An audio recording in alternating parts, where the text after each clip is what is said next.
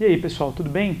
Então esse videozinho é para falar um pouco para vocês sobre hemácias, que também são conhecidas como eritrócitos ou glóbulos vermelhos. Essas células sanguíneas são extremamente importantes porque elas estão relacionadas com o transporte de gases, de oxigênio e gás carbônico. Cara, sem hemácias nada funciona no seu corpo, porque afinal o oxigênio que você usa para a respiração celular precisa chegar nos tecidos através dessas células. E o gás carbônico que é produzido na respiração celular precisa ser retirado dos tecidos e são essas células que fazem isso.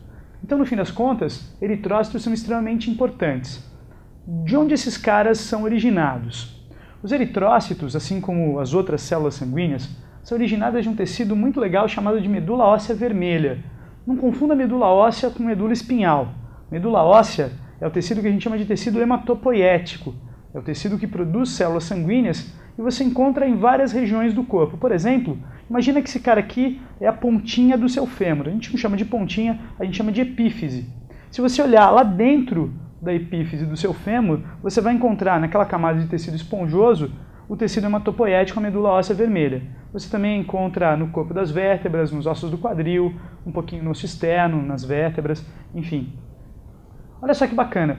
Então, nessa região do seu corpo, você vai encontrar o tecido hematopoético e no interior do tecido hematopoético você vai encontrar células precursoras das hemácias que a gente chama de eritroblastos.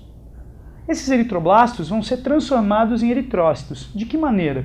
Se você tem uma situação de hipóxia em algum tecido do seu corpo, hipóxia é falta de oxigênio, eventualmente o seu rim vai ser provocado a produzir um hormônio extremamente importante chamado de eritropoetina, que é conhecido por aí como EPO, e é usado por atletas, por exemplo no ciclismo, como doping.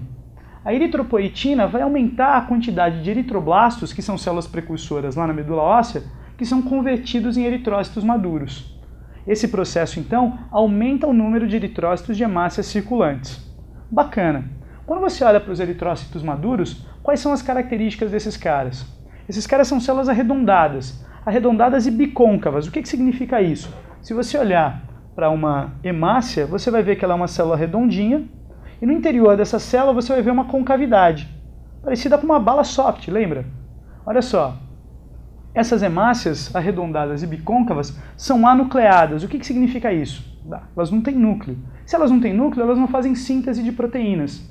E se elas não fazem síntese de proteínas, na medida em que as proteínas das hemácias se desgastam com o tempo, como é que elas são repostas? Pois é, elas não são. E aí, isso significa que as hemácias têm um ciclo de vida curto, elas duram muito pouco, mais ou menos 120 dias na sua circulação.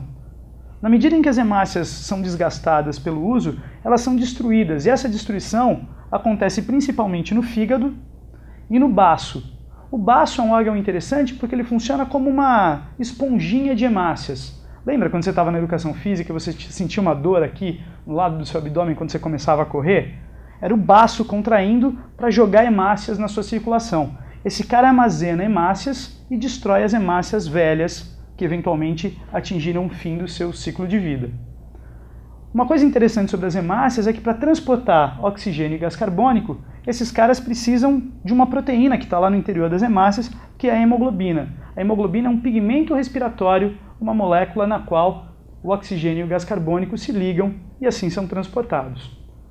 Essa é uma visão geral das hemácias, e é isso.